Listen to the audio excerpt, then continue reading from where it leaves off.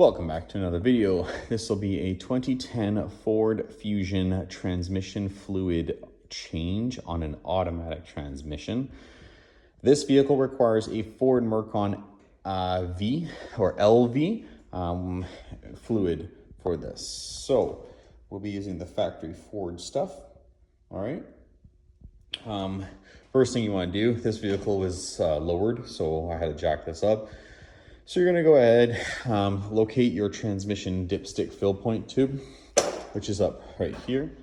You're going to pull the old tube out, put your funnel in there, make sure you have the appropriate amount of fluid. The fill point on this is going to be completely, for a full changeover, will be 7.4 liters. We only have the 2, 4, 6, 7 liters, so there'll be an extra 0.4 that's left over in there, which isn't a big deal, but this is how you do it. All right, so you're gonna jack up the vehicle. That'll be your step one. Step two, I'll show you right now. So it is winter here at the moment doing this job, so there's gonna be a bunch of ice, slush, and whatnot, so I'm gonna get hit in the face with this no matter what. If you have a skid plate on your vehicle, you wanna use a 10mm socket and a wrench, a ratchet to remove it. There'll be 4 bolts holding it up in various places. Once you've got that off, I have seen these drain plugs on these vehicles in a 10mm socket, a 12mm socket, and then this is a new one for me, which would be an H10, which will be your Allen head, okay? As you can see, it is right there. That's gonna be your drain point. So H10, put it on there, break it free, and then let it come out. All right, so now I've gone ahead and I've cracked it loose. H10 Allen head. And you can already tell, like I can see the drips coming out. This thing is charcoal black.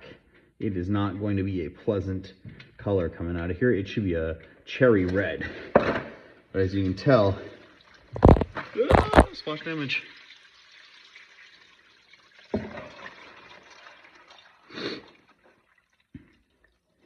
It is black and nasty.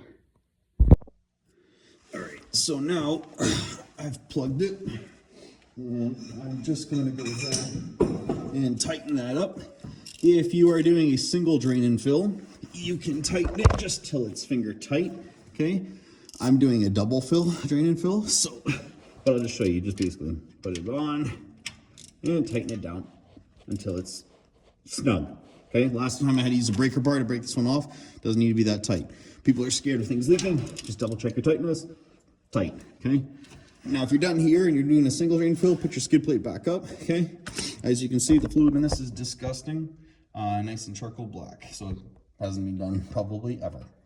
Or it's very, very overdue. Now what we're gonna do is we're gonna go back up to the top and we're gonna fill it up. All right, so bird's eye view of how much, where to, all of that. So the location of your transmission fill point is just gonna be back here between your throttle body and your brake fluid and your battery, okay? You wanna have a funnel. That's a nice funnel that can fit in there. And then your initial fill point will be 3 liters. So again, Mercon, the automatic V or LV is equivalent. Just fill that guy up. Sometimes it can fart or bubble, so it's good to have a rag kind of kicking around just to throw it over top in case you get it, okay? Make sure when you're filling it up that you're looking down here and it's not overflowing, because then you're gonna not know how many liters you actually are gonna fill in there. That's what I'm talking about farting. See how it's sprayed up? So if you're doing this job, just throw a rag over it like that while it farts its way up, because it only has one way to come in. Just did it again. So it just is a nice slower process. Okay, and that way it doesn't spray all over your car. All right, so I'm gonna go ahead and I'm gonna continue to do that off camera. I'm gonna do the first initial 3 liters to fill, and then I'll show you what to do after that first 3 liter fill point. All right, so I've gone ahead and done that first initial fill. As you can see, the rag's on the top, and that's just because it farts all the time. You can see it's already wet, so it just protects your stuff from getting soaked with oil. I'm done with the funnel now, so we're gonna pull that out. Okay, put that off to the side as we no longer need it. Then we're gonna get the transmission dipstick, wipe it clean.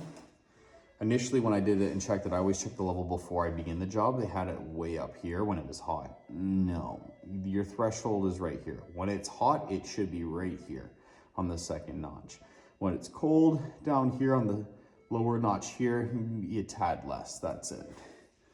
Okay, so just in case the camera didn't catch that, it was up here, it should be down here for hot, and then here is where it should be cool, maybe just a little underneath, okay? So we're gonna put it in now. And when you pull it out, it's going to be covered in red oil all the way to the top.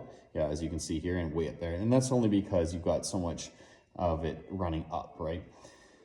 So basically, because you were filling in from the point there, it's going to be all on the sides there, so it doesn't give you an accurate reading. But you just want to make sure that there is a level on there. The thicker it is, so it's about here, okay? That's where your 3 liters should get you.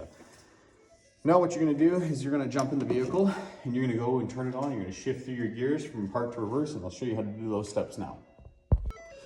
All right, now that we're in the car, turn it to the run position. This car is a little bit louder because the customer has an aftermarket exhaust on there. So you're gonna turn it on all the way. Let it idle for a second. Then we're gonna come down to the shifter here. And between park, reverse, neutral, and drive, we're gonna wait 5 seconds in between each gear. This will help displace the fluid within your transmission properly. If you're doing 2 drain and fills like I am, you're going to repeat this process 2 times. If you're doing it 1 time, you just do this step once, obviously. Foot on the brake the whole time. Park to reverse. 1, 2, 3, 4, 5. Shift to reverse, neutral. Shift to drive. This isn't necessary, but I always like doing it. I like going into the manual Triptronic setting as well. Just shift it in there. Does it change anything? No. But now I have freedom to change my gears up and down, which you can't do while you're stationary. Okay, back into drive, up to neutral, to reverse, to park. Okay.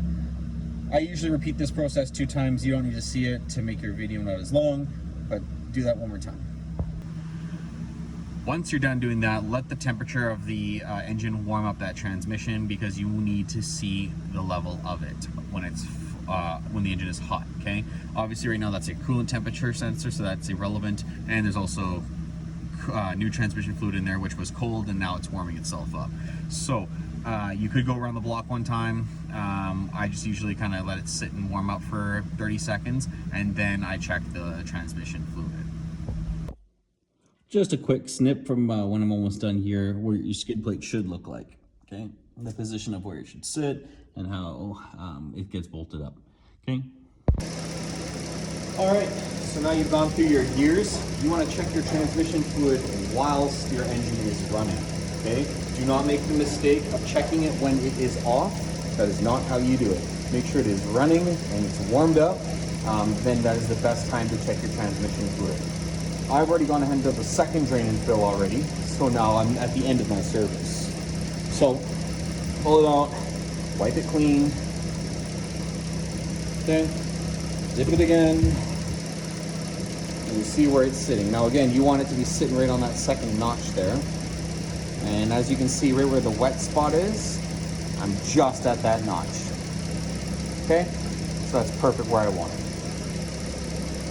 Anyways, this is how you change transmission fluid on a Ford Fusion.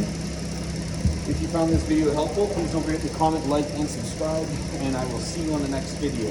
Thanks again for watching. If you have any questions, feel free to hit me up.